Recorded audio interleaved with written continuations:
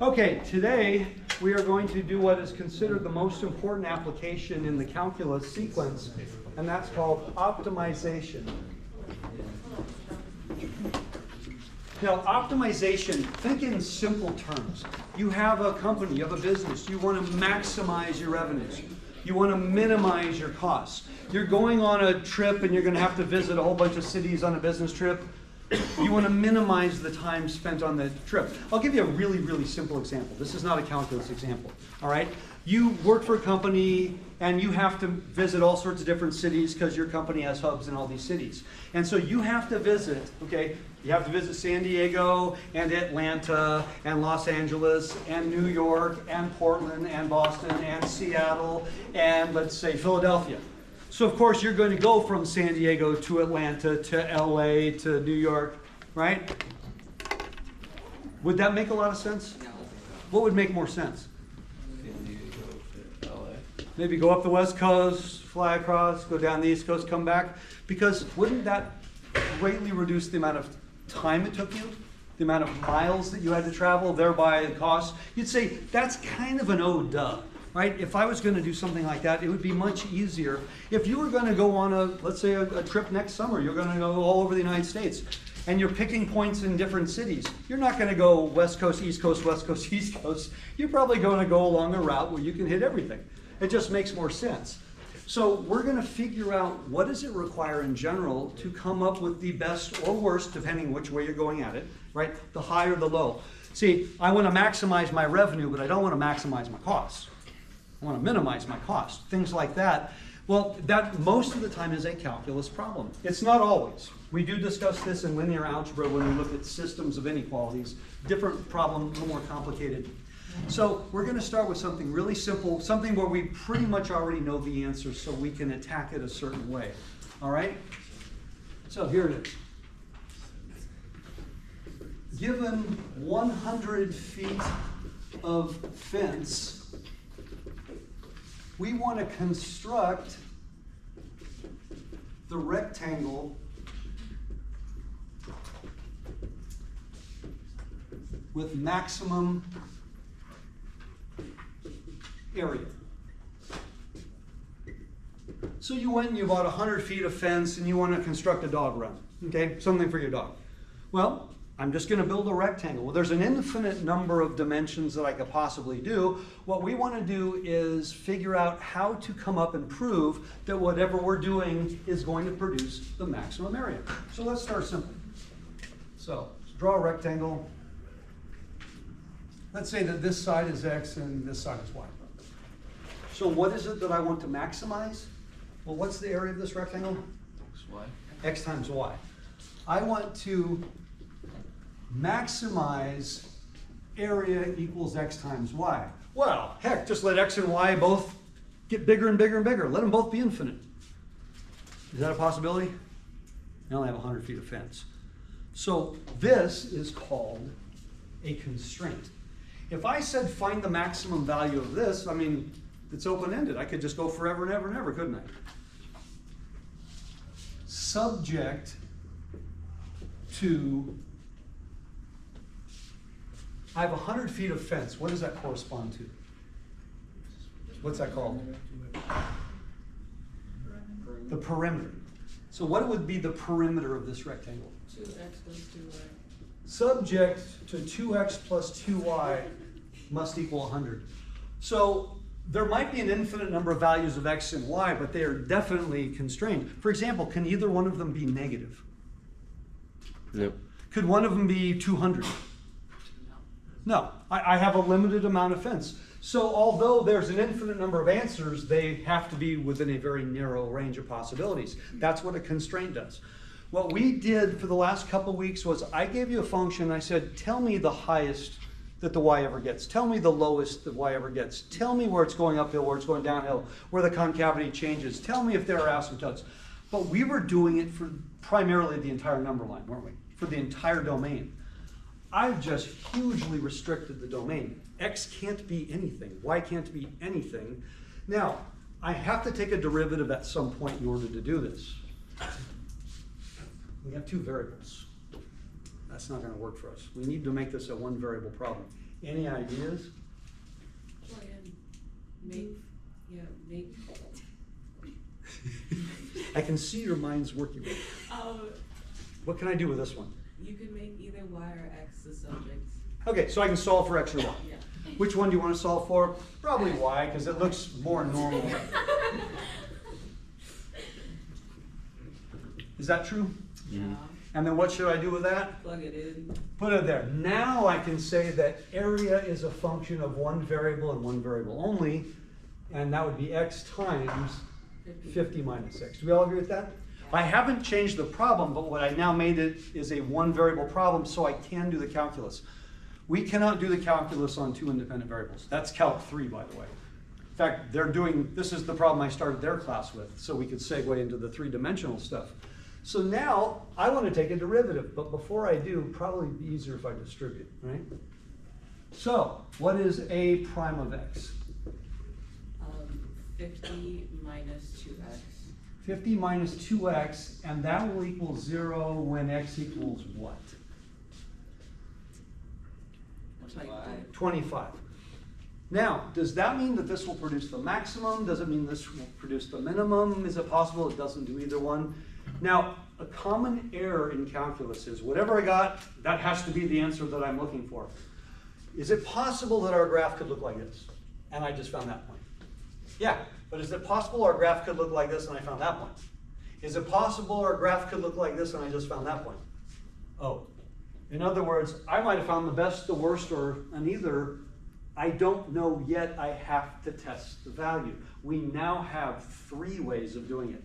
We have the first derivative test, we have the second derivative test, and we also have the extreme value theorem if this is a closed interval.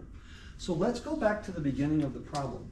We agree that since we now made it a function of x and x only, can x be all real numbers?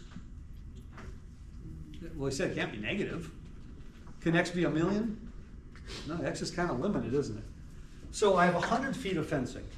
Is there anything wrong with me taking two 50-foot sections and just putting them flush?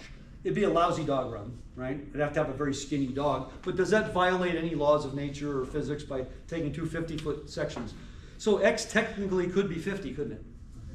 Or I could make y the whole 50 and x would be 0. Now, that's kind of silly making that a possibility, but if I do that, that should make sense. Plus, I now have a closed interval. The extreme value theorem only applies when you have a closed interval. And this extreme value theorem is the one where I use the endpoints. It's actually, of the three, the easiest. When you can use extreme value theorem, it is actually easier than the first or the second derivative test. So we're going to test these using all three methods. You would never do more than one. But I just want to show you what they would each look like. So the first derivative test. We just said that x has to range between 0 and 50. So when I make my a prime number line, what else has to go on here? 0 and 50, because I have two intervals, 0 to 25, 25 to 50. There's nothing on either side. So if x is really close to 0, then this is positive. If x is close to 50, then this is Positive. No. Negative. negative. So this meant I went up, horizontal tangent, I came down. Max or min here? Max. Max. So a of 25, which is equal to, well, go ahead and get out your calculator. If I put a 25 in there, what will I get?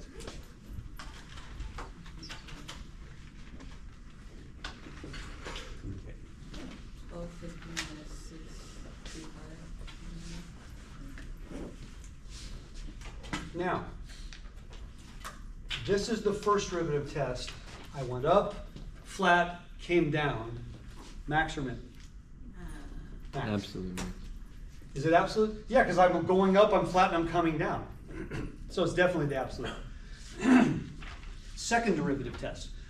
Whenever you have a polynomial, the second derivative test is always easier than the first derivative test because polynomials get simpler as I go. So if I were to do the second derivative, I'm differentiating this. What would I get? 50? Wait, Negative 2. How about -2? Sorry. -2. I have one critical value, it's 25. So f double prime of 25 is still -2. It's not the value, it's the sign. A negative second derivative means you're concave down. You had a horizontal tangent at this point, so I'm concave down where I had a horizontal tangent. What does that mean? What does that mean? Concave down. I'm concave down where there's a horizontal tangent. That means I have a Absolute max. max. Yeah. I don't know, you have a something. You have a max. Well, is that the same conclusion? Yeah. Can't have a different conclusion. Second derivative test says when I do this, my critical value in the second derivative, it's either going to be positive or negative. Negative means I'm concave down at the horizontal tangent. That means you have a max. Positive means I'm concave up at a horizontal tangent. It means I have a min. The third possibility I said was the extreme value theorem. Now the extreme value theorem, that's the quiz that you guys just got back. That's the one where I only consider critical values in the interval and the endpoints of the interval. You do not consider any other value. Many of you made a whole table of values. I got news for you. The moment you include more than one, then you actually have to check every real number in that interval, which will take you a really long time because there's infinitely many. You cannot possibly take random values and check them. That would mean you're guessing. You can only take critical values and endpoints. Any other number means any conclusion you got is invalid because you're not basing it on the theorem. You're basing it on randomness. And many people who made an entire table of values calculated badly. So I had a lot of people give me the answer from not one of the critical values or the endpoints because they calculated badly. Nope, the only values that I'm going to check are what? I'll give you, there's 3 of them. What values am I going to check? 0? 25, 50. Because those are the endpoints and that's the critical value. Like this. A of 0. 50. Wait, no, never mind, 0. 0. If x is 0, I get 0 area. All right, how about A of 50? 0. And A of 25, we said 625. That wins. Of these 3 tests, I think most of us would agree this is probably the easiest. Because I didn't have to do another derivative, I didn't have any intervals, I didn't have to do anything, I just checked endpoints and critical values. But in all 3 situations, we just figured out absolute proof that the best case scenario, the biggest rectangle I can possibly give, is one where x is 25. So if x is 25, then what does y turn out to be? 25. And that means it was Square. a square. Oh my goose, you never saw that one coming, right? Or is that kind of an oh duh? Yeah, it's a square. I knew it was going to be a square. Hopefully you knew it was going to be a square, but how would you show it was a square? You actually have to have a proof that it's a square. I have 100 feet of fencing, so 25 by 25. Could I have made it 20 by 30, or 10 by 40, or 5 by 45? Yeah, and every one of those would have produced less area. So we just said the maximum area came when it was 25 by 25, and this is how we proved it. This is what optimization is. Optimization is finding the maximum or minimum of whatever it is you're looking at with a constraint involved. What we did before was I gave you a function with no constraints and just said over the whole number line, does it have any maxes or mins? That problem is a little bit easier, but this one here is more practical in real life because in real life you often have constraints. Things are not necessarily unbounded. So let's try another one. Let's suppose, okay,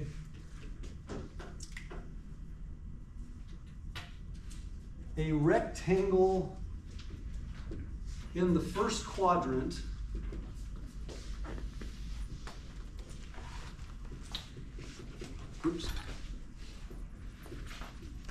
is bounded by the axes and let's say y equals, I don't know, x minus 16 quantity squared.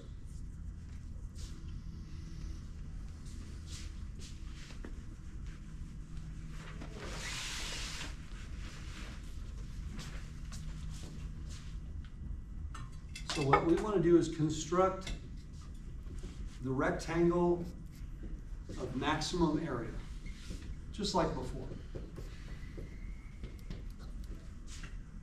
I like starting with geometric problems because they're usually easier to interpret.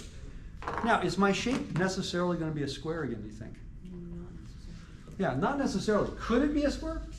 Could be. I suppose it could be. So, what is this? What is that graph?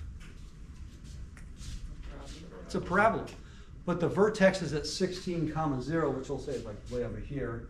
So it's gonna go, and eventually it's gonna cross the y-axis, agreed? Right, when x is 0, it's gonna cross the y-axis. What do I wanna do? I wanna put in a rectangle, but I'm bounded by the axes and this curve. So I want the biggest rectangle, so what do you think? Good idea or bad idea? Can I go bigger? Wouldn't it make more sense to use the x and y axis as sides? Because if I stop short, it won't be as big. So it makes a lot more sense to use the x and y axes. So let me just draw a random arbitrary rectangle. I'm bounded by the axes and the curve. Now I don't know what the values of x and y are, but one of the sides should be here, one of the sides should be here, and the other side is limited because I'm gonna hit the curve. I can't go past that. Okay, you with me on that? So, that's x, that's y. I want to maximize, just like before, the area which, just like before, is x times y. What is my constraint? The y has to equal that parabola, because if I don't use that, then I could just make my, the point be anywhere. Nope, I'm bounded by the parabola, so y has to equal that. So subject to y equals x minus 16 quantity squared.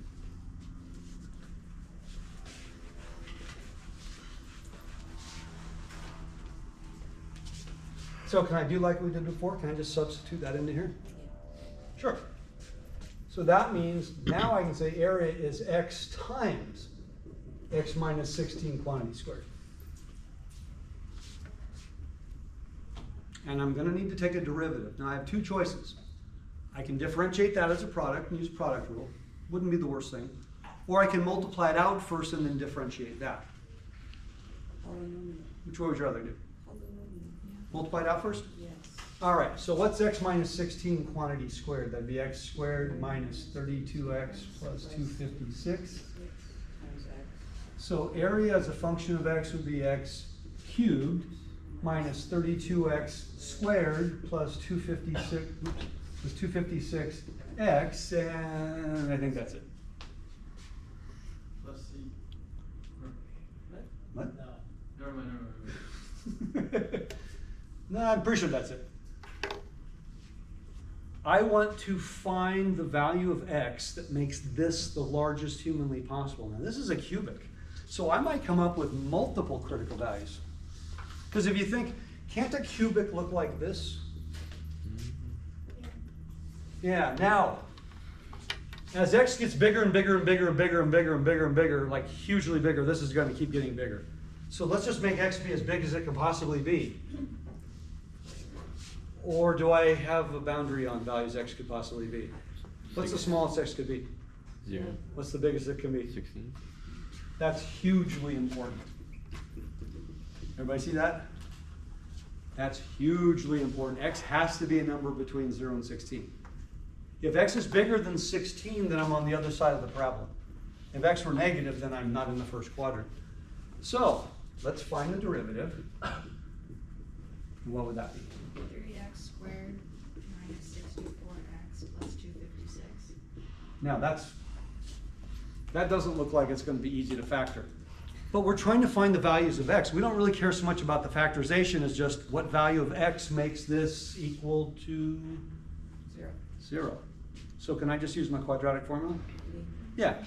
If you can factor that, that's great, but I still need to solve it, so just quadratic formula is probably more efficient. So x equals what? 64 plus or minus, 64 so, squared let me erase this. So 64 squared minus 4 times 3 times 256. and what would that be? I don't know. Okay. Something like that, right? The number is 3072. 3,072. That's the number for 4 times all of that. Oh, I'm sorry, what is it? 3072. 3072. Yes. Oh, I 4 times, okay. And then what do we have under the root here? I think we have a nice number.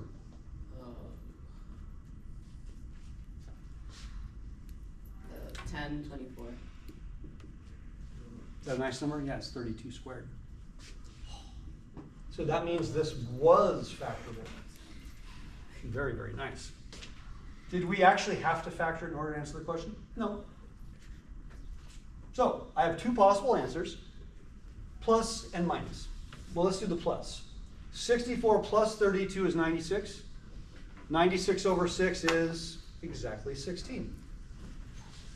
64 minus 32 is 32, and 32 over 6 is 32/6 or 16/3. I have 2 answers. What do you think? I would go with 16. We're trying to maximize the area. I have 2 possible That's 16 answers. thirds. I would go with 16. It's 16 0 pretty much. Isn't 16 right there? Yeah. So won't 16 give me a value of 0? Mm-hmm. And that would be the minimum, wouldn't it?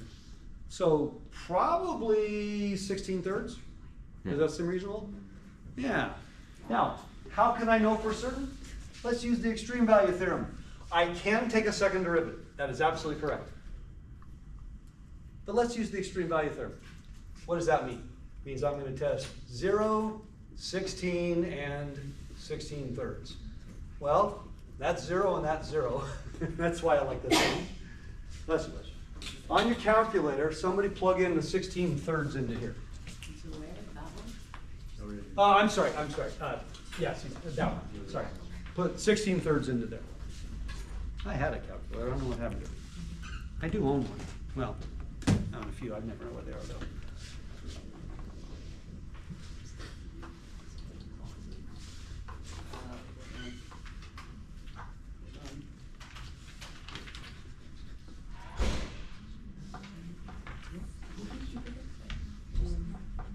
So what do you come up with?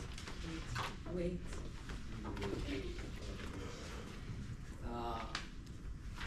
The area, right? I don't know if this is correct, but 606.8.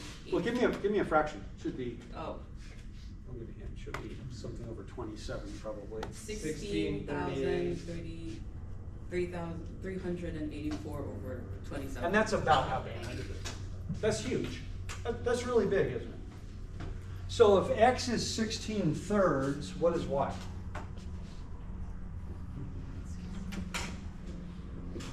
Sixteen thirds minus 16 quantity squared would be, Hold on. it's the other number that you have. 1024.9. 1,024 ninths. Oh. Okay. Mhm. So the dimensions of the rectangle that produce the maximum area are 16/3 by 1,024 ninths, and we found that by doing all of this stuff. Wow. Now, we used the extreme value theorem this time to check.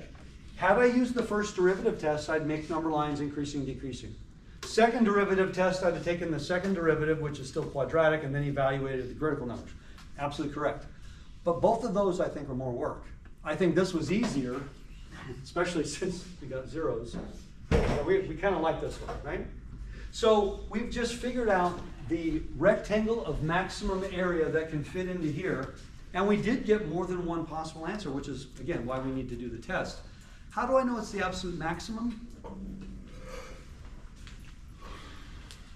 An extreme value theorem says I'm guaranteed an absolute maximum, I'm guaranteed an absolute minimum. Well, then what's the absolute minimum area? 0.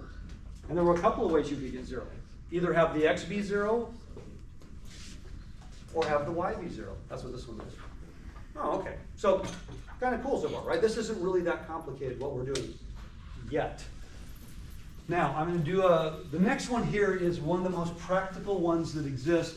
I'm going to overly simplify it just to make it a little easier to conceptualize. Okay. Thanksgiving's coming up next month. Is anyone here going to travel? Anybody going to fly? Flying is always tough at Thanksgiving because, you know, get there early, sell out and all that. So let's consider an airline. You're going to fly a particular airline. And the seats are whatever they cost. Hopefully you bought your tickets and you're looking.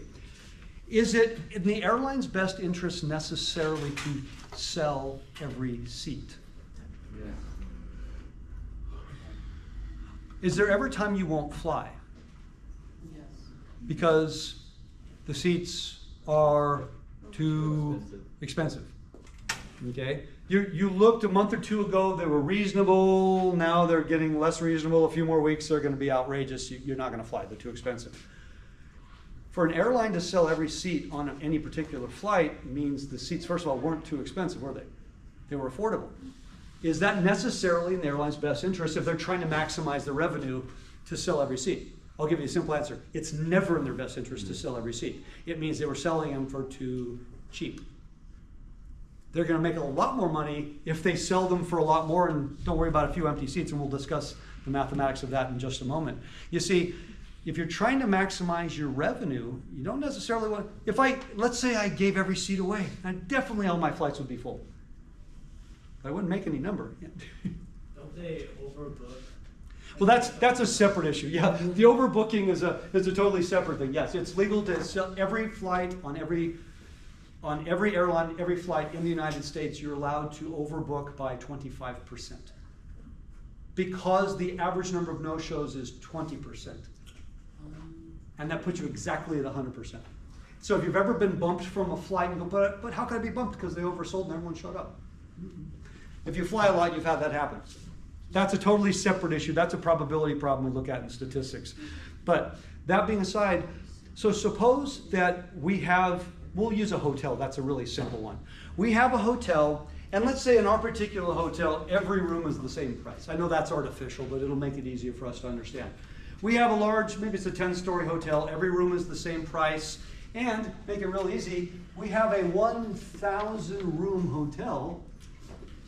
Now, outside of holidays and conventions, right, where things are usually going to be really, really busy, let's just say most of the year.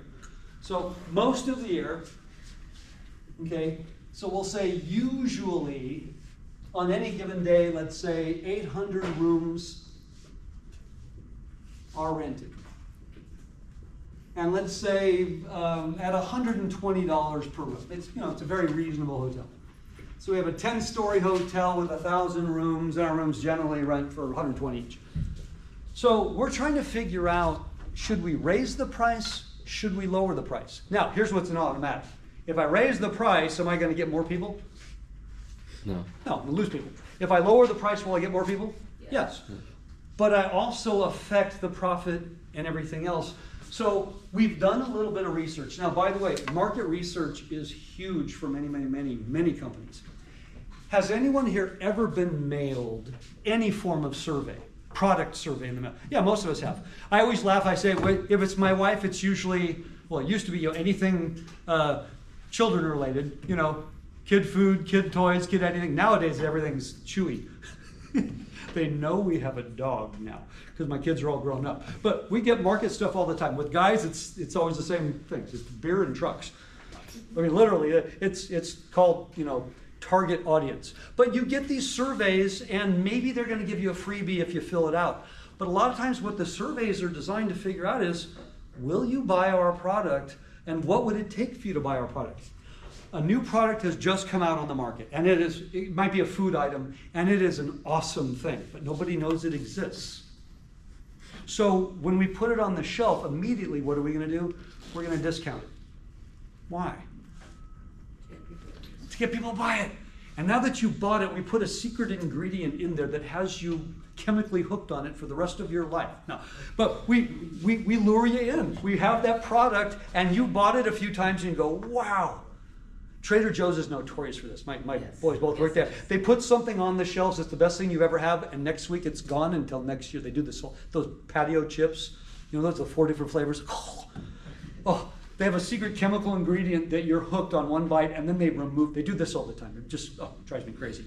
Every time they come up with something you can't live without, you got to wait till next year. So a product has been put on there. It's been seriously reduced in price, so you will buy it. A new restaurant comes out. What do? They give freebies, 50% off things to get you in the door. Now you've been there, you like it, you like the product. Now you're going to start buying it. Over the course of time, It's called equilibrium. It's the law of supply and demand. The price that is the right price will eventually be found. Why? Because if they charge too much, people aren't buying it. If they charge too little, there's a glut. There is that perfect, but sometimes it takes a while to figure out what the price is. Then when there's a glut, how do you know there's a glut? No profit. Because it goes on sale. That's the only reason anything in any store goes on sale. It's not because they want to be nice to you. It's because they have too much of it. That's it. It's that simple. That's the American way. That's how it's always been, how it always will be. We have 800 rooms. We've done some market research. And I've asked you, if we raise our price $10, will you still come? And you say, yeah, I will. If we raise it $20, will you still come? No. Literally, it's this simple. If I figure out where's the line in the sand where you will no longer come, then I can keep track of these types of statistics. So let's say we did our research, and I said that I'm overly simplifying this. It's usually a little more complicated. Let's say we have figured out for every $10 increase / decrease in price, if we increase the price, we're going to lose people. If we decrease the price, we're going to gain people. Okay?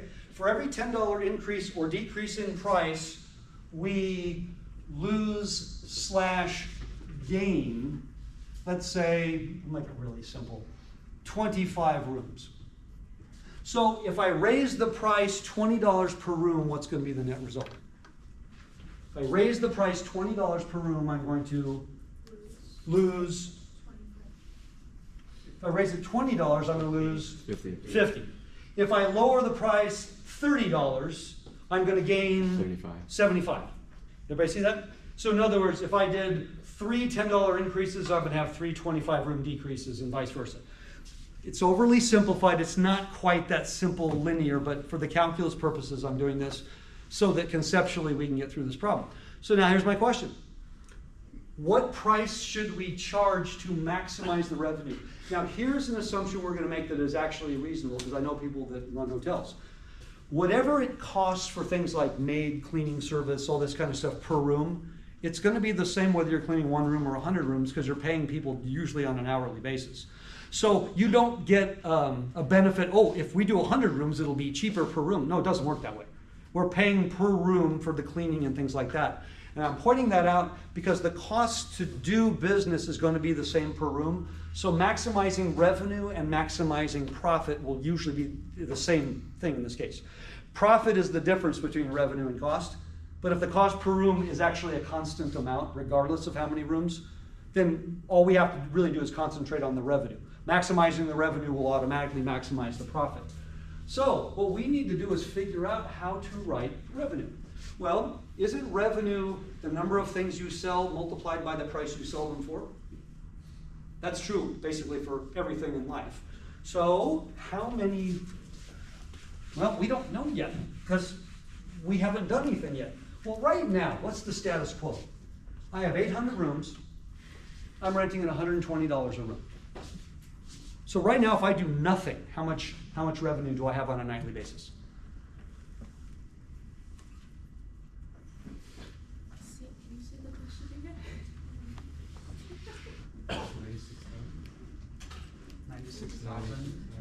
96? $96,000 per night. Yeah, $120 a room, 800 rooms, $96,000 a night is how much we're making. We do nothing. We would like to do something to increase that number. But I want to make sure I go in the right direction. Because if I go in the wrong direction, we're going to lose money, aren't we? So, let's start by saying, let's let X equal the number of $10 increases. We'll make it simple. At the end of this problem, what if it turned out X was 4? That means I'm going to raise the price 4 times. 40. so 4 times for $40. What if we did the entire problem and X came out to be -2? It's lower. That would mean I'm lowering it by $20. Does that make sense? What if we do the whole problem and X turns out to be 0? You don't change it. That means we already are at the best case scenario, right? The status quo is what we'll go with. Everybody cool with that? We don't know what X is going to be, but if X is the number of $10 increases, then what is the price per room? Well, right now it's $120 plus, if I'm making X $10 increases, then how much am I raising? 10x. 10X dollars. Beautiful. That's my price per room. Number of rooms rented? Well, right now it's 800. If I'm raising the price, then I am losing. I raised the price X times. So how many rooms did I lose? 25x. 25X. Perfect. It's possible for X to come out to be a negative number, by the way. If X is positive, it means I'm absolutely raising my price. If X is negative, then I'm lowering my price. So far, so good? So what is the revenue? We'll call it R. Revenue is the product of these two values, which is fairly simple, right? These are two linear functions. In real life, these functions are probably both a little bit more complicated. The mathematics we would perform is the same, we'd just be doing on a little more complicated function. So what I'm going to do is I want to multiply that out first, then I want to take a derivative. So let's multiply it out. So you said 96,000. So 120 times negative 25 plus 10 times 800, what's that?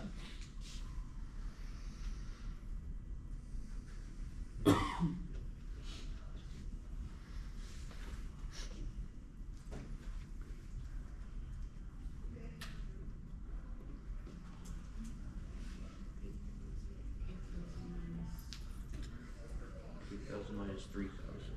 Negative 3,000. So Yeah. overall is negative 3,000? This plus this? No. I think that would be plus 5,000. 5,000 X. And then 10X times negative 25X would be minus 250X squared. Well, that's not too bad. That's a quadratic. By the way, if I were to graph that, isn't that a parabola? Yeah. Which way is it open, up or down? Down. Down. So is it pretty clear that my answer should be the maximum? Yeah. That's using just simple algebra. Oh yeah, that's going to be nice. Now, X can be any real number, right? Hold the phone. I have 800 people renting a 1,000-room hotel. I can't exceed 1,000 rooms, can I? No. And could I raise the price so much? I'm going to charge $1 million a night. How many people are going to rent? Zero. Can I have a negative number of renters? No, but I could have zero. I have a range of values, don't I? I could have 0 people renting. I could have 1,000. I can't be outside. Oh, so if I'm gaining 25 rooms at a pop, I only have room to gain how many rooms? 200 rooms. What's 200 divided by 25? 8. 8. That means I can decrease the price at most 8 times. Why? Because then I will exceed the capacity of the hotel. And by the way, that would be very bad. That's like overselling the airline. You can do that on airlines. You can't do that on hotels. So do you agree that -8 is the most negative that X could possibly be? Now, if I'm losing 25 rooms a pop when I raise the price, how many price raises can I have? Well, how many times does 25 go into 800? 32 times. So that is the range of values that I can have. I could lower the price as many as 8 times. I could raise it as many as 32. Now, at the end of the problem, what if X turned out to be, 3.5? Then doesn't that just mean I'm raising it $35? Yeah, could X be a decimal value? Sure. Yeah, there's nothing wrong with that. That actually is not an issue at all. Wow. So what if my answer is outside that range? Then it's extreme value theorem. I would use the endpoints of the range and any critical values. So let's take a derivative.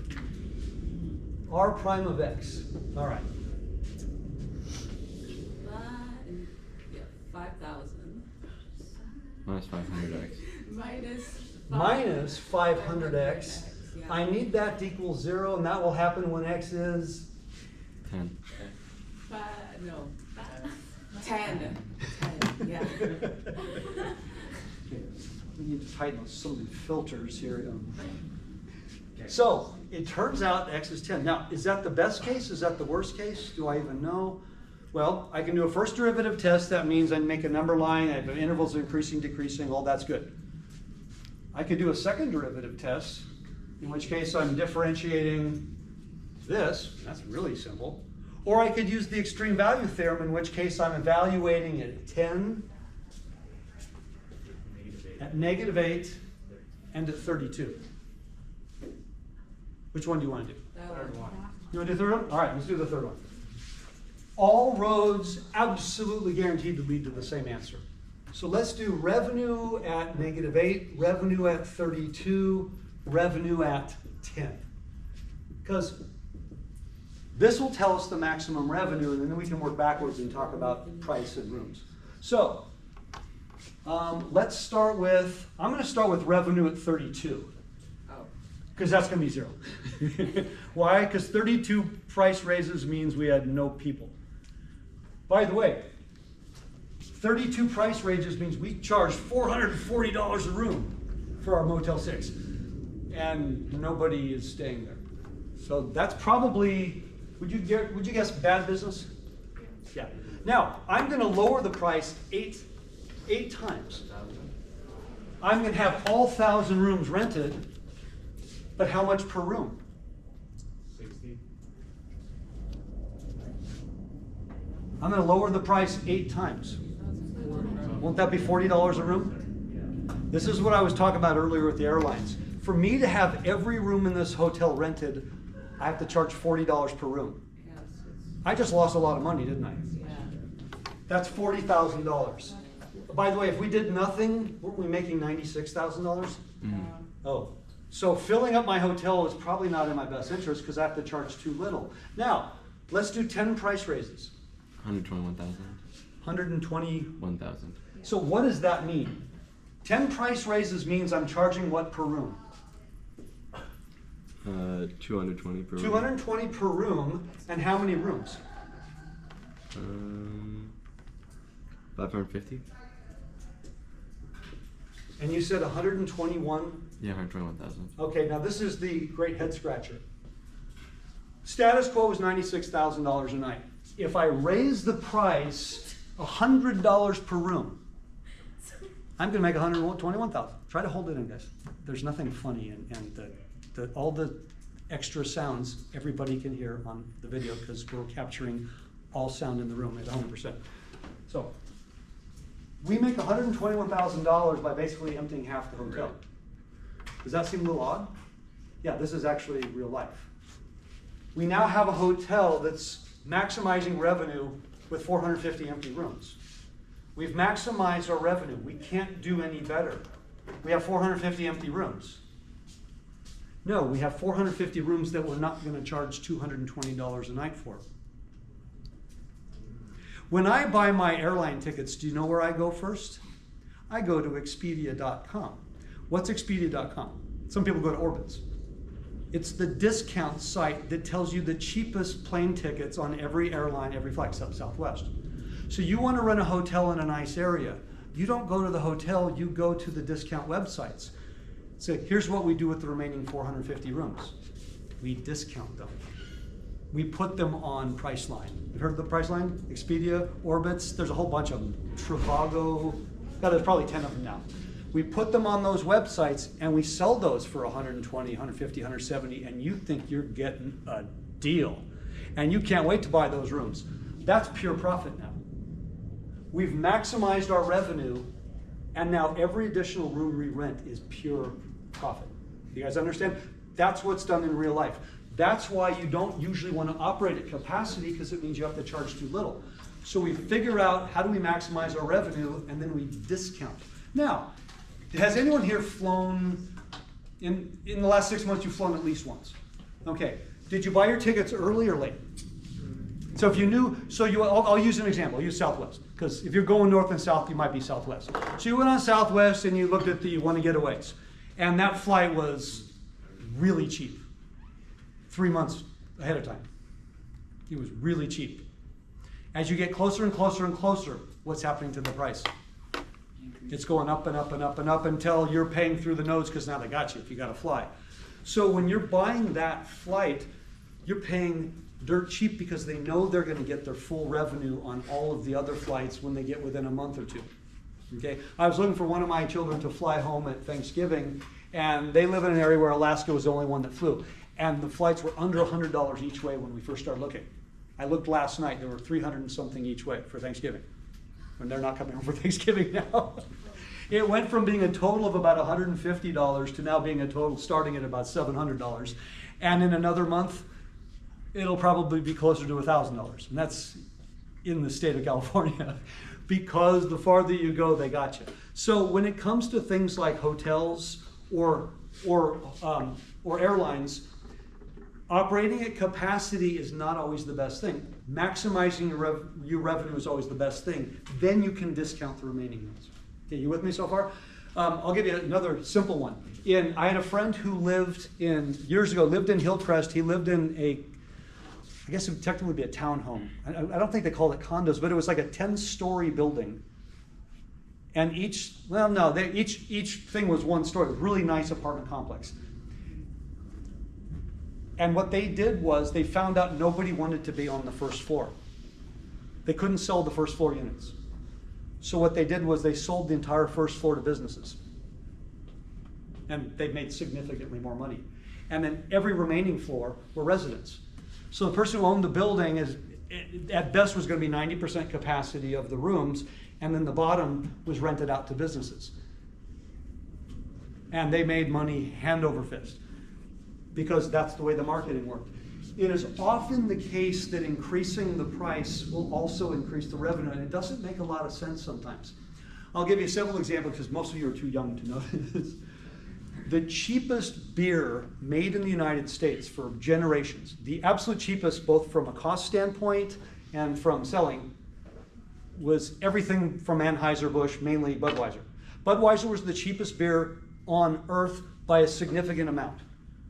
And it was popular among the truckers and the high schoolers and people. It was almost into 1990, it was still under $2 a six-pack. And Anheuser-Busch finally realized, you know what, we sell a lot of this beer, but we don't make any money because everybody else sells it for a lot more. So they completely changed their marketing campaign, changed all of their ads, and came out with ads that made it high-end, kind of like, a certain Nick restaurant tried to do the same thing. Make everything seem high-end when it's still, the cheapest of the cheap. And what they did was almost overnight, they doubled the price of their beer. They lost the majority of all of the people that had been buying their beer for generations. But they made money hand over fist, because you know why? They got an entire new group of people who said, oh, if it's expensive, it must be good. I'm going to open the best restaurant in the history of restaurants. It's going to have the greatest food ever, and I'm going to sell my 16-ounce ribeyes that are perfect. I'm going to sell them for $3.99. Am I going to have crowded business, or is pretty much no one going to show? You're going to pay $3.99 for a 16-ounce steak? No, thank you. Probably roadkill. No one's going to show up. Why? Because I'm selling it for too little. You're going to say, there's something seriously wrong with this. I haven't eaten fast food. I think I have tasted fast food in my life. I haven't eaten it since I was a child. I wouldn't, under any condition, ever put any of that crap in my body. I don't drink sodas. Haven't since I was a kid. Probably haven't had a six-pack in my life. And when people say, but it's so inexpensive, and that's why I don't do fast food. They're making a significant profit on fast food that is dirt cheap. What does that tell you about the quality? Can't get lower than that. If they're making money on something, you couldn't buy that cheap in the store. That's the whole point. If they raise the price, people go in. So are there hamburger joints around town that are really expensive? Yeah, there's a lot of hamburger joints that are really expensive, and those are the ones you probably want to go to now, aren't they? You go, wait a minute, it's a burger, but I'm going to pay $10 for the burger? Yeah, because now you figure you're going to get quality. By the way, are you getting quality? I don't know. I'd say probably.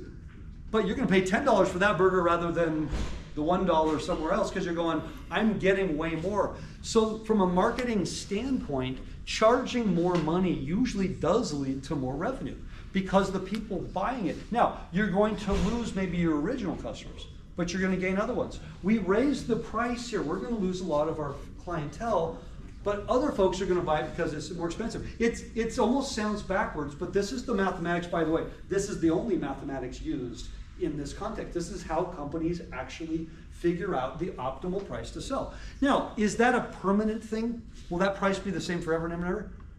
No, there's always things that'll go on. For example, there's a convention coming up. Okay, San Diego had a Super Bowl, I don't remember what year it was, in the late 80s. We hosted a Super Bowl here. And my brother and I were renting a condo out in Mission Valley. And looking back, I can't believe we didn't figure this out. People around us were renting out their condos Super Bowl weekend to people coming into town. And easily getting a month's rent for, a day. We didn't think about it in time. Why? Because you're coming to San Diego, you need a place to stay. There's a place to stay within a couple miles of the stadium. You don't really care how much it's going to cost you. You've got a place to stay, it's not a hotel. Nowadays it's Airbnbs. This was way before Airbnbs. But the thing is that it's a fair price for that short period of time. Now, would it be a fair price a week after the Super Bowl? No, nobody wants to stay there. So when an event comes up, the prices usually go way up because they know that's fair for that time. That's why I said in this example, let's assume this is just everyday stuff, not special events. Because when you get closer to holidays and things, we know everything's going to be more expensive. That's an automatic thing. But just sort of in general. So how do you determine in general what the best case scenario is? You look at all possibilities, you look at the constraints. Were there constraints in this problem? Yeah. If there were no constraints, then there would be no upper limit of what I could charge. Does that make some sense?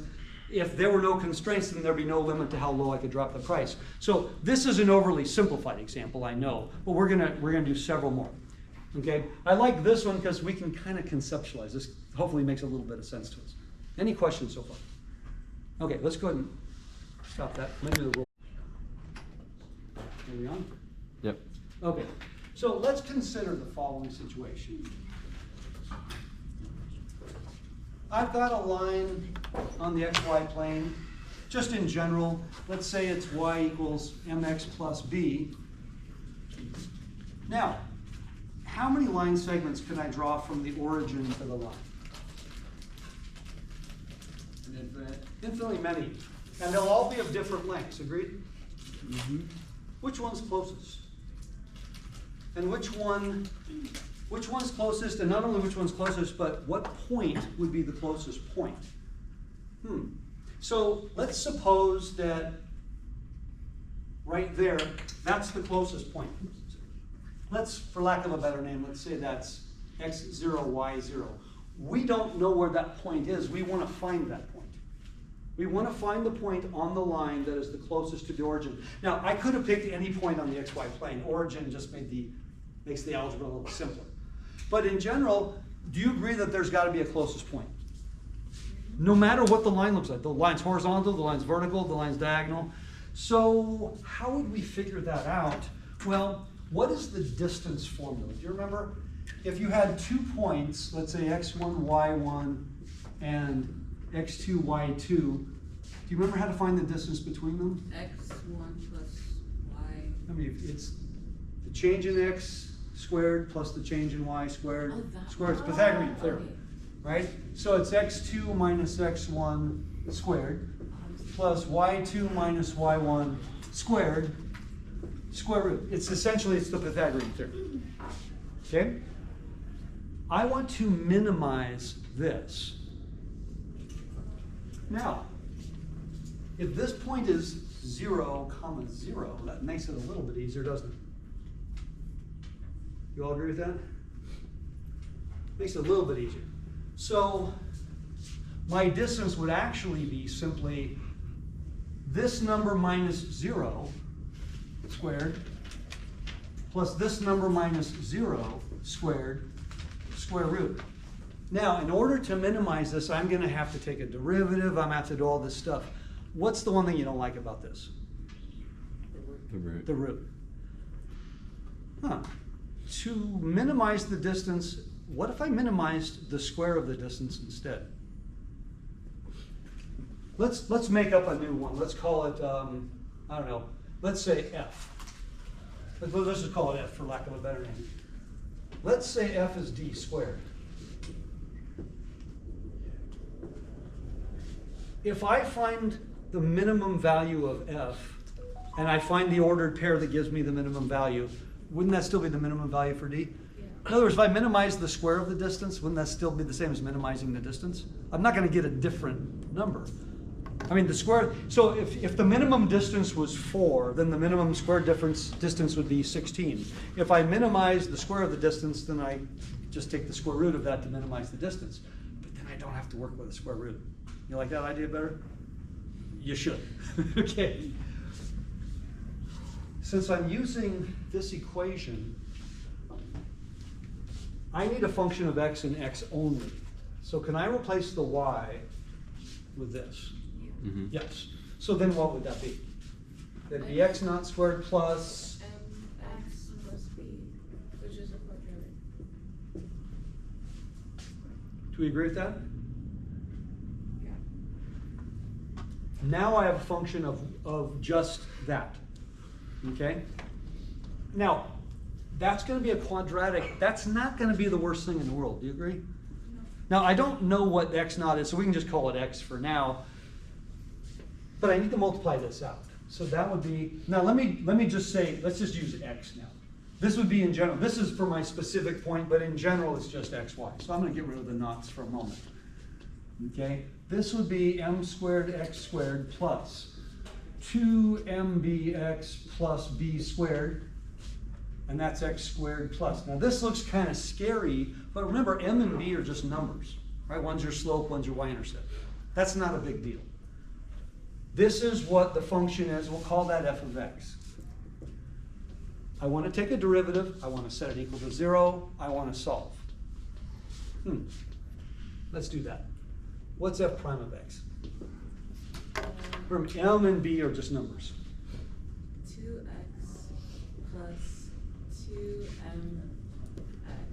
M squared x Yeah, sorry, squared x. plus 2mb. plus 2mb, That's it. and that's it. Huh, that's linear. As ugly as that is, that's linear. That's not hard to solve. Now, I have this many x's plus this many x's. Could I write that as 2x plus 2m squared x's? Can I do that? Yeah. Wait, no, Oh, take out 2x. the x. Yeah, and there's then- 2. and- No, Oh, 2x. thank you. 2, can I, in fact, let's take out the 2. Could I do that? Yeah. Plus 2mb. Now, this is my derivative. What do we want to do with our derivative? We want to set it equal to 0. Which means I just need to throw one of these on the other side.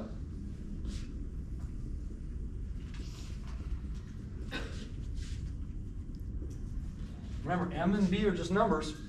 So this is just number x equals number. So what does x equal? Negative 2mb. Divided by that thing. Wow. That's pretty awful looking, but that's it. That's a number. That would give me, what number is that giving me? Wait, That's giving me the x coordinate. where did the 2 go? Oh, did I lose it? Yeah. Sorry. I think Sorry, you simplified sorry. the number you wrote. And then thank you. Yeah, then I'm canceling the 2. Thank you, Cece. Good catch. So negative mb, that's a number, over 1 plus m squared. So if you just made up y equals, 3x plus 2, make up anything you want. Okay, then these would just be numbers. So in my picture,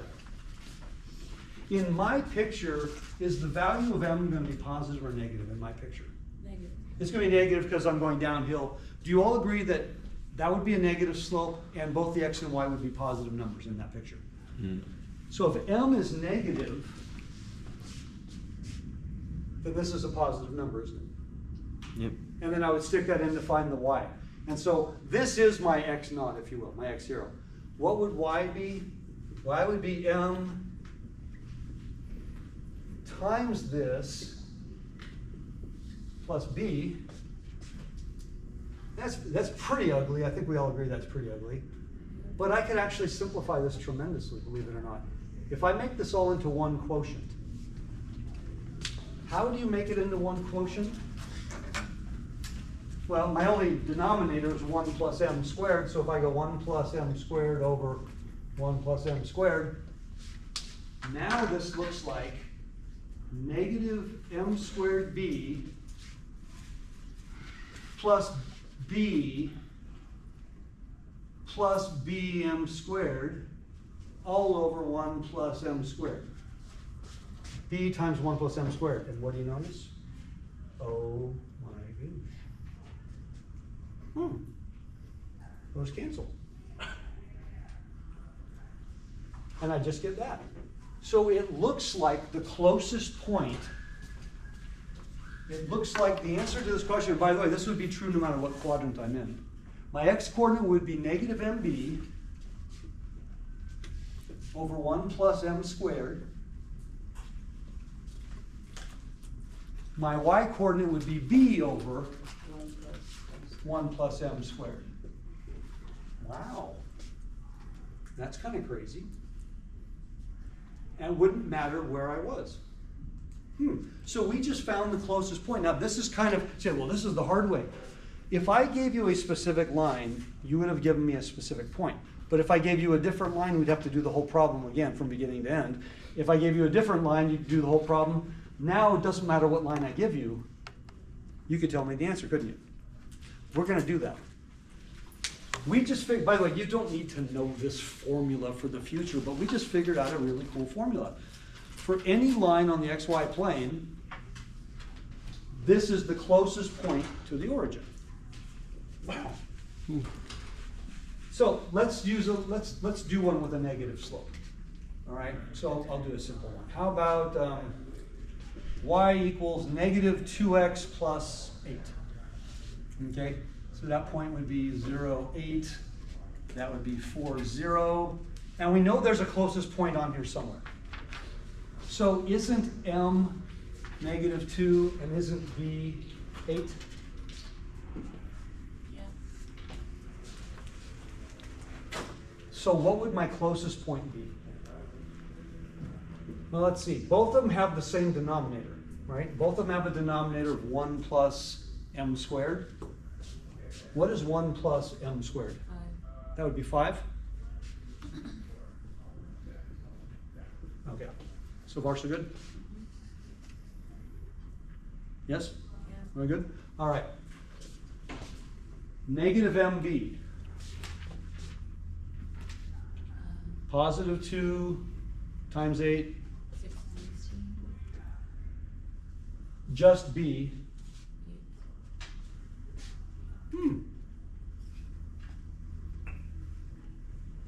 What do you think? That worked. So it looks like my x-coordinate is twice as big as my y-coordinate. Oh, I'm sorry, I'm looking at the wrong one. My x-coordinate is twice as big as my y-coordinate. Let's say it's about, I don't know, about there. Let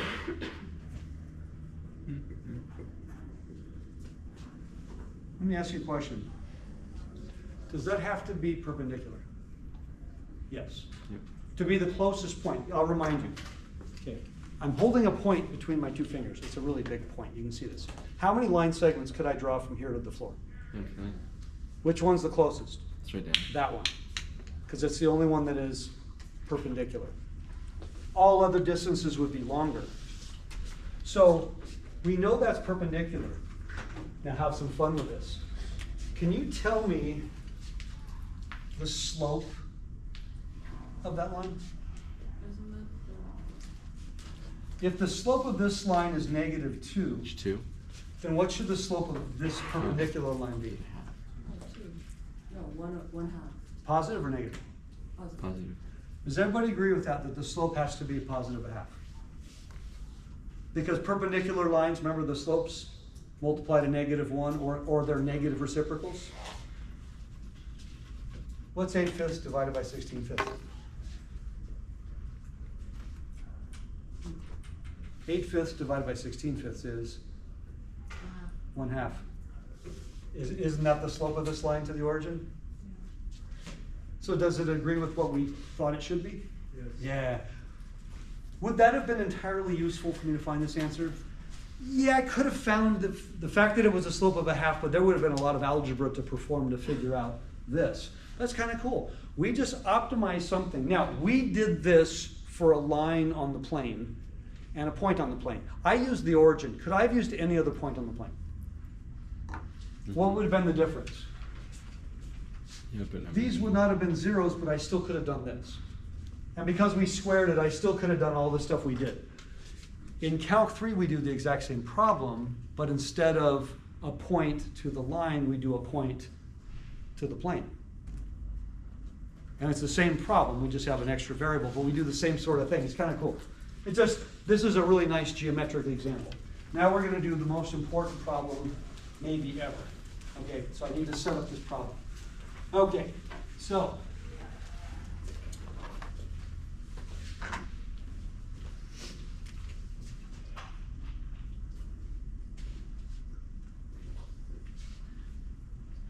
this is water. You're here, there's water, and then there's it. Okay. Now, it's not roaring rapids or anything like that. There's a body of water between you and the other side.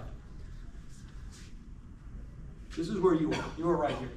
Oh, maybe I should make you look like a person. Okay. Because X is going to be a variable at some point. All right? Now, straight across, it's pretty far. It's 2,000 feet straight across. Over here is the pub. It's getting close to you're almost done with your shift. It's almost 5 o'clock. You need to get from here to here. How can you get from there to there? Diagonal. You could swim all the way across. You could swim this and then run that way. Or a third option, you could swim to some arbitrary point and then run the rest of the way. By the way, the arbitrary point could be over here, but that's probably a bad idea. Do you agree? Mm-hmm. I probably want it to be on this side. There's 3 options. Swim directly, swim the shortest route and run the longest route, or just to swim somewhere in between and then run the rest of the way. Those are your 3 possibilities. What is it we want to maximize or minimize, do you think? The amount of time. Time. Not distance, time. If I was minimizing distance, I would swim all the way across, but that would probably be the maximum time. You know why? Well, I double checked online. Okay. Michael Phelps. His fastest swimming speed is about 9 feet per second. You can't swim that fast. Usain Bolt. His fastest running speed is almost exactly 40 feet per second. The fastest swimmer who ever lived and the fastest runner who ever lived, and you really don't want to swim all the way across. You understand what I mean? Oh, but I'm a really slow runner. Yeah, but you're a much slower swimmer than you could probably walk faster than you can swim. So the answer is probably going to be somewhere in between. But we're going to do all possibilities. So you with me? Here's the point. We need to minimize the time it takes us to get to the other side so we can get to the pub before it closes. Because if we take too long, well, we miss out. And that would be wrong. All right, so here's what we're going to do. We're going to assume that there's just some arbitrary spot. Maybe it's right here. And we're going to swim to that spot. Let's make X the distance from here. X could be 0. Do you agree? Now, here's the second thing. To the straight across, I'll do it like from here. Let's say this is, how about 4,000 feet? I'm not right there. You know, I could take a helicopter, I suppose. So I'm going to swim a little bit, I'm going to run a little bit in all likelihood. Let's call X the distance from the straight across that you stopped at. Could X technically be 0?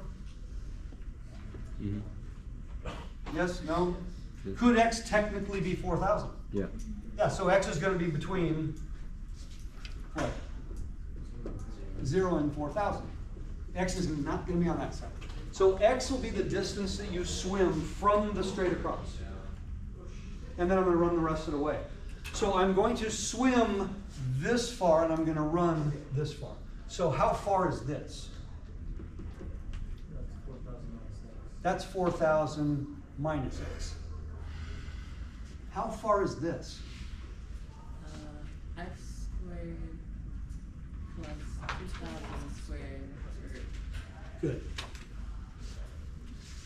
How far am I, by the way, x could be 0, x could be 4,000, x could be any number in between. So far, so good? This is exactly how far you're going to swim. This is exactly how far you're going to run. Would there be cases, well, this is probably just overcomplicating it, but would there be cases where it actually is a curve? If you're swimming in a curved direction? Well, we're going to assume we're linear. Because it's not so far, we're no current. This is a man-made body of water. It's a what would it, Like a pond. Still water scared. yeah, it could be a pond or a reservoir. So it's no waves. No waves. How's that? Okay. So what we need to know is what is, by the way, the distances are fixed. You can't change the distances. What we need to decide is your speed. So how fast are you going to swim? How fast are you going to run? Now let's say you've been training.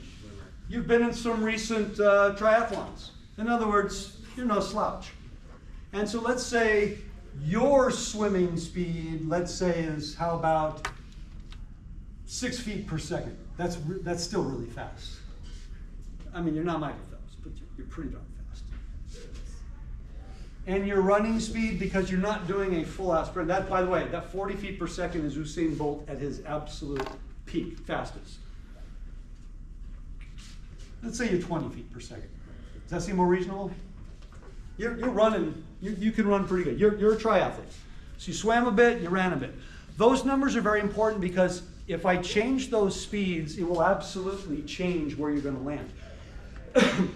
If relatively you're a much faster swimmer than you are a runner, relative to everyone else, then you'd want to swim for a longer distance. Do you agree? If you're a much slower swimmer than you are a runner, you would much rather swim a shorter distance. So these speeds have everything to do with it. Now, when you were kids, you remember doing distance, rate, time problems, I hope. What is the relationship between distance, rate, and time?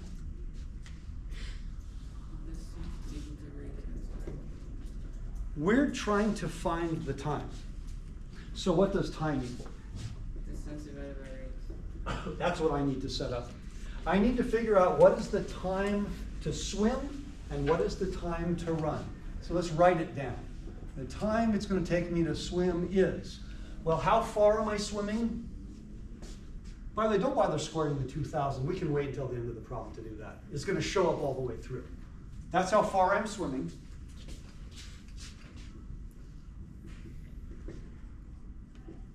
What is my swimming rate? 6 feet per second. So divided by 6, or can I just say times 1/6?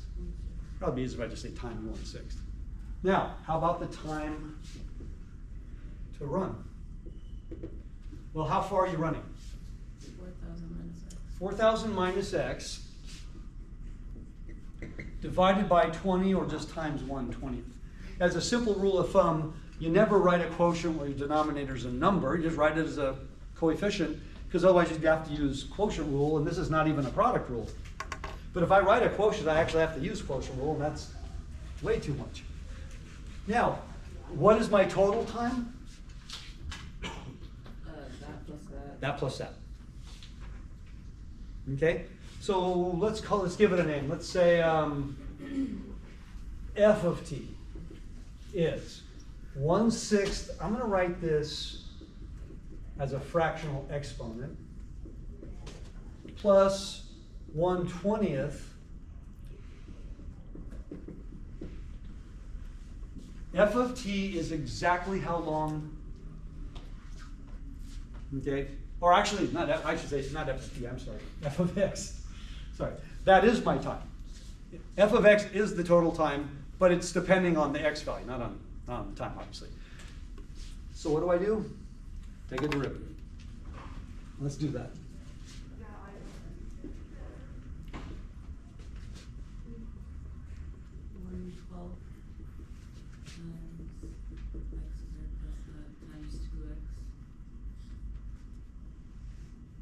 Negative a half To the negative a half times 2x. times 2x, the chain rule factor. And then about 1/20th, and now what's the derivative of all this? -1. Oh, that's it, it's -1.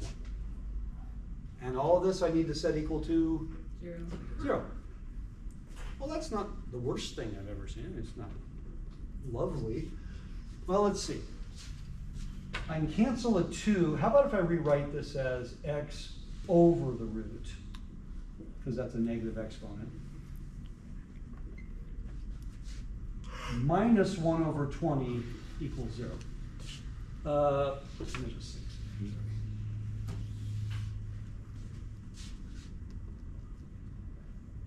Since I have a difference equals 0,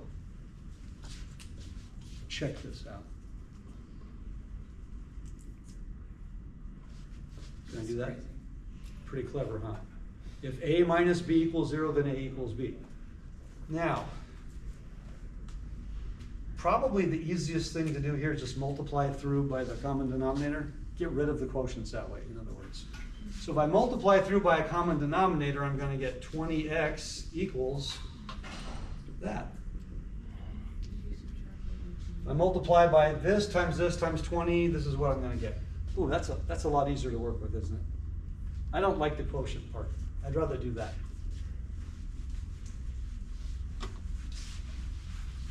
Now, I have an x on the left and I have an x inside of the root on the right. X represents a positive distance.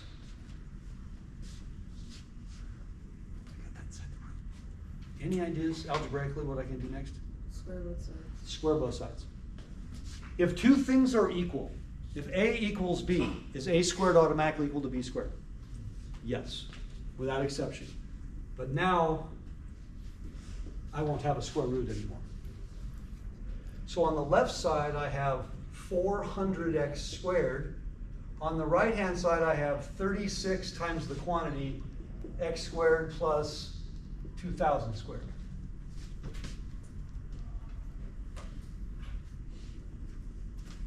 Does that look right? Mm-hmm. Well, if I distribute that, that's 36x squared plus, I'm going to be really lazy. I'm going to use a calculator at some point. I just don't need it yet. I have a 400, I have a 36. If I send that over, I'm going to have what? 364 x squared? That look right? Yeah. I think that's correct. I'm trying to find the value of x. I'm almost there.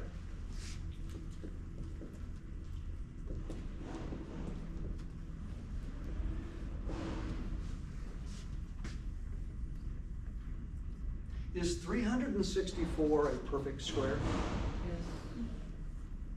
Yes. Not quite. It's just a little over 19, I think. But is 36 a perfect square? Yes. Is 2,000 squared a perfect square? Yes. So x equals the square root of 36 times 2,000 squared over the square root of 364. Well, my numerator is just going to be 6 times 2,000, isn't it? Now, do you see why I was lazy and never bothered squaring it? It's going to come out there. And my denominator, by the way, I can reduce that. I can reduce the roots, but it doesn't reduce hugely. So I'm going to be lazy and just leave it alone. But what's my numerator? 12,000. So after all this, 12,000 over root 364. What are the units on my answer, by the way? Second. No. I found x. It would be feet. Somebody do a calculation for me. What is 12,000 divided by the square root of 628.97. I'm sorry. 628.97. 628.97. Almost 629. Yeah. So it's real. I'm gonna just go right. It's almost exactly 629. Yeah.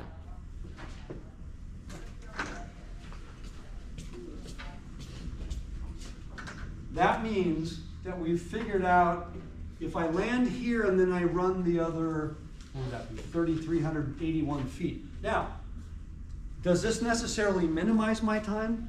Is it possible this actually maximized my time? Or is it possible this is like the inflection point? Yeah, it's actually one of those three.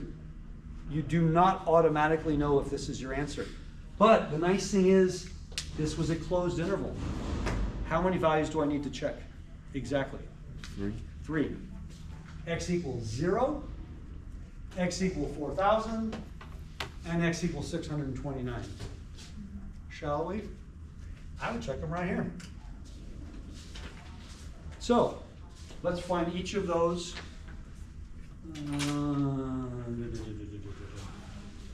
I'll erase this. All right. So we have 3 possibilities. X was 0, X was 4,000, X was 12,000 over the square root of 364. Now, because you're just going to put that in your calculator anyway, just keep recalculating. And by the way, if you said 629, it's probably not going to make any difference. It's so darn close. I mean, you're probably going to differ in the second decimal place or third decimal place. Okay? So, tell me the time.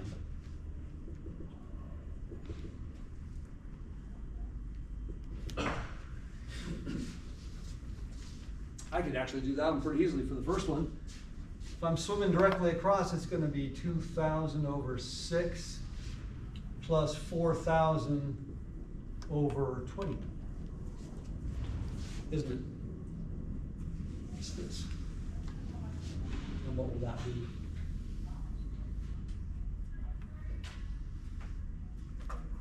It's 1,600 over 3.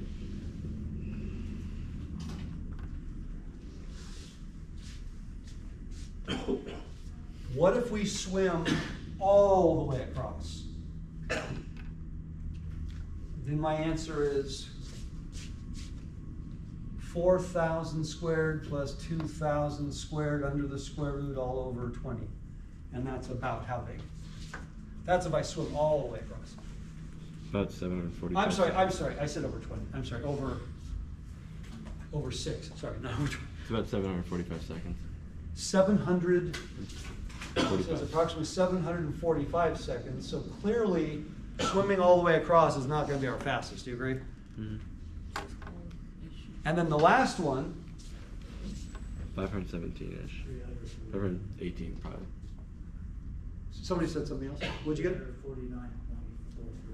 549? 300. 349. It seems a little fast. So you're roughly 3381 over 20 plus 629 over 6. Are those numbers correct?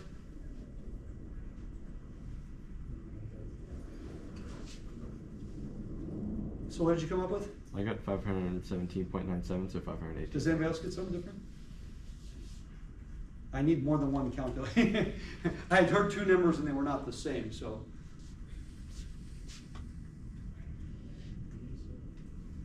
Well, right there, it's almost 170 seconds. That's more than 100 seconds, so that's closer to 280 seconds, which would be less than.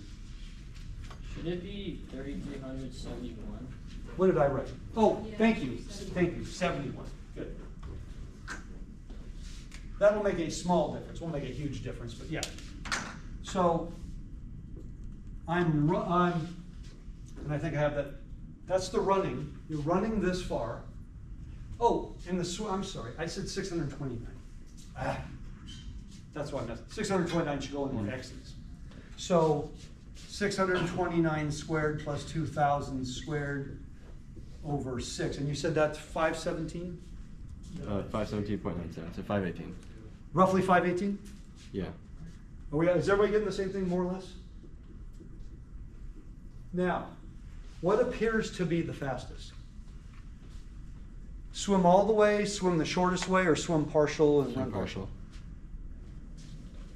Well, this one's a little bit faster, isn't it? Mm-hmm. Okay, so it's about 8.5 minutes or so to get from there to there to there. Okay, everybody okay? This is a really, really typical scenario where the ends didn't give me 0. Remember in the previous examples we've done, when I checked the endpoints, we often got 0s, which made life really easy. We're not going to get 0s in either case this time, so we really don't know how to interpret this. Is it possible that that I could have a scenario where this is not the best case? Is it possible?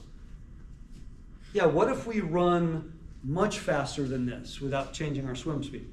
What if we swim much faster than this without changing our running speed?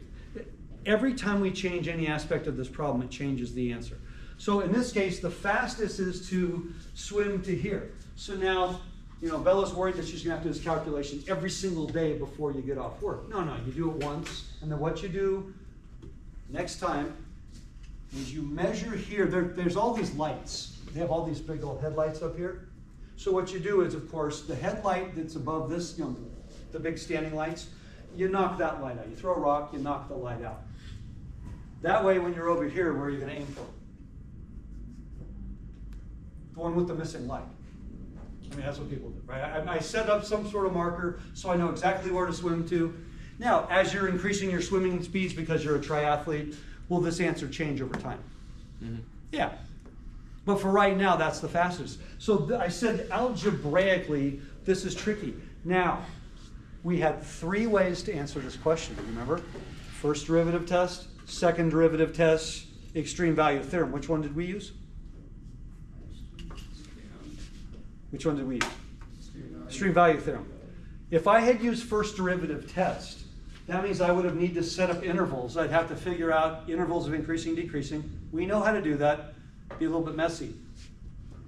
But would you have wanted to take a second derivative of this?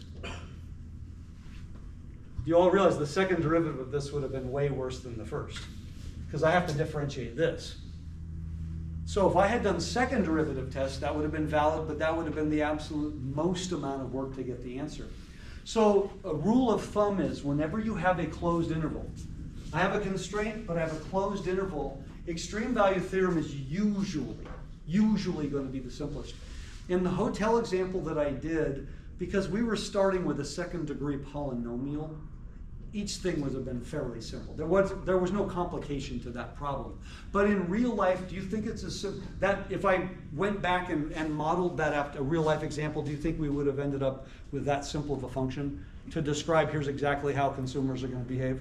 No, the models that people use are typically way more complicated, and the modeling takes a long time. It takes a long time, a lot of research. This is what we do. We do research, we set up the model, and based on the model we believe accurately depicts the situation. Now we differentiate that model. It can be really gnarly, okay? Who does this? Well, every business in real life does this if they're large because they want the best case scenario. Because anything less, you'd be settling. Okay, questions? Okay, we've covered a lot of problems today. So, what is the point of optimization? To find the best or the worst based on what's called a constraint. If you don't have a constraint, it's exactly what we had been doing. Okay, no difference. Okay, let's do another one. Go back to a fairly simple one. All right.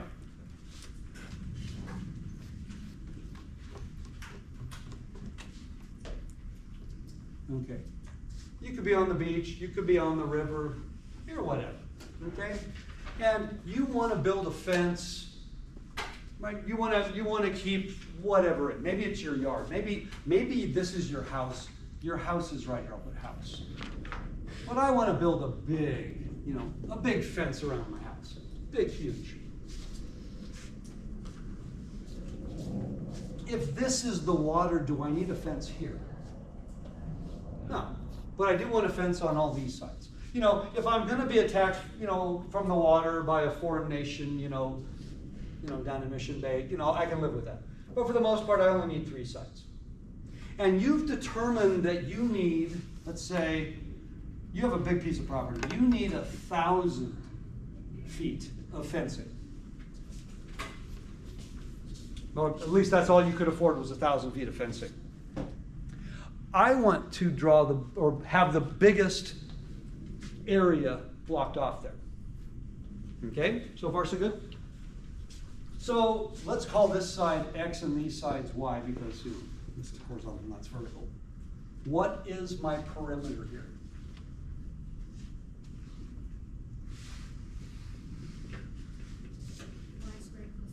Perimeter, not area. 2 Ys. 2 X.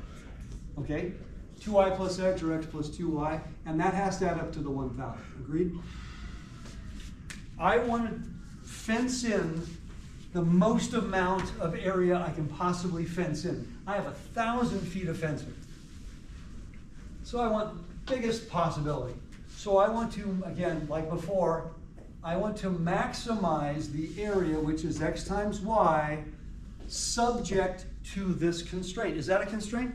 Yeah, because if I didn't give you a constraint, you'd say, well, then let's make x and y both infinitely large. I'm going to take up all of planet Earth. I'm going to own everything. Or not, I have 1,000 feet of fence. Okay. Now, could I make my 1,000 feet of fence really narrow and go like that, or really narrow and go like that? Sure. Is my answer going to be a square?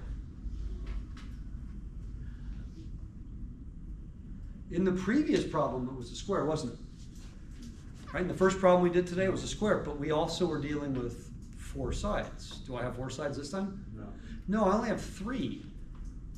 So there's a good bet my answer might not be a square this time. So no assumptions. So going back to here, can I solve for one of the variables? And substitute like we did before? Which variable would be easier? X. Yeah. So x equals 1,000 minus 2y. So then area as a function of y, which does not cause any problems whatsoever, is 1,000 minus 2y times y. This is the area that I'm going to bound with this fence. Now, can y be anything? Or does y have constraints?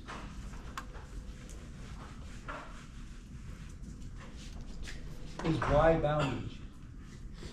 Well, could y be negative? No, but technically could y be 0? Yes. I have 1,000 feet of fence and I just laid it right against the shore. Not a great idea, but there's nothing wrong with that. So y could be as little as 0. What's the biggest y could be? 500, because there are 2 sections of y. Are the constraints on x exactly the same? If I had chosen to put this in terms of x, what would the constraints on x have been? 0 to 1,000. 0 to 1,000, good. It's important to realize that it doesn't matter which way I set it up, but I would have different constraints. Okay, let us continue. So this is 1,000y minus 2y squared. I'd like you all to take a derivative and set it equal to 0.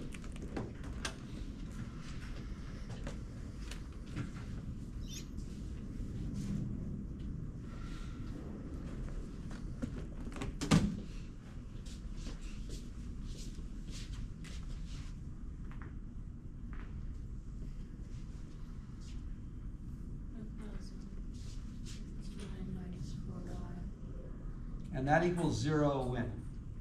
250. When y equals 250. Okay. Well, if y equals 250, excuse me, if y equals 250, X is 500. what is x? 500. Ooh, definitely not a square. Now, I'm pretty sure this is the best possible answer, right? Pretty sure. No, I need to be certain. We have 3 ways we could do this. We could do first derivative test, second derivative test, or extreme value theorem. Let's do second derivative test this time. You know why? Because that's a pretty easy function to differentiate. What is the second derivative? -4. -4. And here's how we say it. What is the second derivative evaluated at 250? Well, it's still -4, and that is less than 0, which means concave down where there's a horizontal tangent. Max or min? X. Max. When you're concave down at a horizontal tangent, that's kind of like saying it's a downwards opening parabola, which is exactly what this is in the y sense. So both cases, this tells me the maximum area. So what are the dimensions of my fence? It's 500 feet across and then 250 feet in this both ways. So changing the conditions to have the one side along the water definitely changed everything about the answer. But the problem looks just like the one we started with, doesn't it? Hmm. I have one different piece of information. Okay? Now, what have we got big picture so far? We know how to take derivatives. We've been practicing those, feels like for years now, right? So taking a derivative, hopefully, is something that becomes somewhat automatic. Taking a derivative and finding out where the derivative equals 0. Okay, that's the first thing I do in application. We didn't know why at the time. We were factoring things, but now we understand we're taking derivatives, setting them equal to 0. Now we started the graphing concepts. So now I'm giving you a function on the xy plane, and we're asking to describe the function. And to describe the function means everything about the first and second derivative. So just a reminder, the first derivative tells me where the function is going uphill or downhill, and I can also determine where it turns around. And if I figure out where it turns around, then I can find maxes and mins. The second derivative tells me which way it's bending. Does it bend up or does it bend down? That's called concavity. It also tells me where there's a change in the bend, and that point is called an inflection point. That's equivalent to going down the windy road, constantly turning your steering wheel in both directions, that brief moment in time when you're neither left nor right. That's the inflection point of the road, and it actually is called that.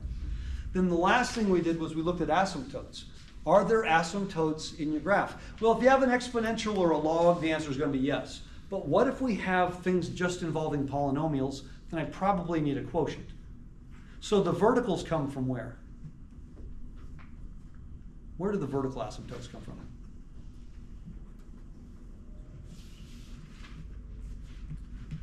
You have a quotient. We're talking about quotients. With 0? The bottom 0? Well, when the denominator is 0. Where do the horizontal asymptotes come from?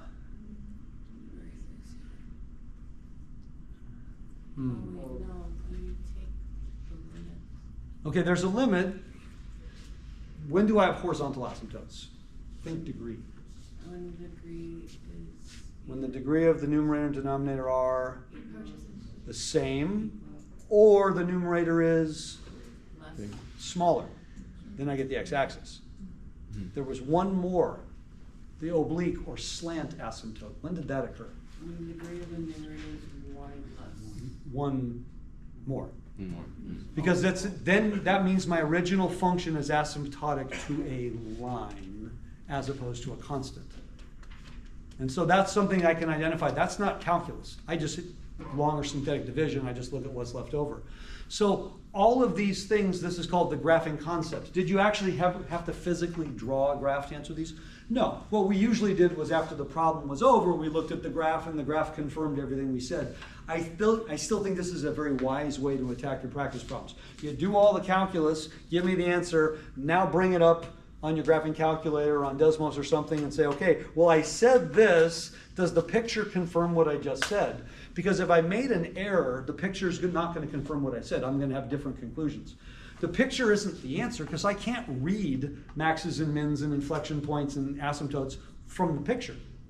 But if I already have them written down, I can definitely see them when I'm looking at the picture. You with me? So that's probably the biggest of the applications. Now, we are doing the last of the derivative applications next day, the first part of class. We're going to do the one that I'm going to show you how technology actually answers certain questions. How many, maybe even in high school you did this. You have a graph, maybe you were asked to find, let's say, the graph of a cubic, something like this. And that really wasn't that hard, and you did it on your graphing calculator, you know, and you got something like this. Okay. And you crossed the x-axis 3 times, that's great. But you couldn't factor your cubic. It was not possible, which means none of these x-coordinates were rational numbers. How did you find your x-coordinates? Think graphing calculator. Anybody remember doing stuff like this? The trace run? There's a trace where you can literally go down your graph, and as you're crossing, you'll see little numbers, you know, positive, negative, and you say, I think it's about 4.93. You know, it's very crude, but it's not that bad, right? It gives you kind of the quick and dirty. I can kind of see where it's crossing, right? I have my calculator actually just move along here, but it's not very accurate. Okay, I can't give you any decimal accuracy doing that, but I know roughly where it occurred. What we're going to learn next day is to calculate exactly where these occur when it can't be solved. All x-intercepts are either at rational numbers or irrational numbers. If they're at rational numbers, you can absolutely always find them without using any higher level techniques because it means it was factorable. if they're at irrational numbers, you probably won't be able to find them, other than a parabola. That's about the only one you can find. You won't be able to find them. In fact, you won't even be able to estimate them. We're going to be able to calculate them to any number of decimals that you want. That's the whole point of that. It's one of the most powerful processes, and it's how all the technology does these types of calculations. When you're asking for something and you're asking the computer to give me a decimal approximation of something that you can't calculate yourself, like an x-intercept, this is the method that is actually used. Okay, and it's a pretty powerful method. It's pretty cool. And we're going to learn how to do it. You absolutely need a calculator for this. You can't do this without a calculator. And this is a major question in this course. This is something that I've even used in graduate courses. It's probably the only calculator method that you ever use in higher level courses to actually come up with answers. So I want to show you how to do it. You need a calculator. Having said that, a lot of you will arrive without a calculator and you'll kind of miss out. I don't want you to miss out. I want you to get it down because it's one of those interactive things we're all going to do. Then the second half of class. We finish the first half of calculus at the break next day. Then we cross over to the dark side, as you all know. There we go. And that's when it starts getting really fun. And that's the next 2.5 semesters of calculus are going to be the other side. All right? We're going to stop that.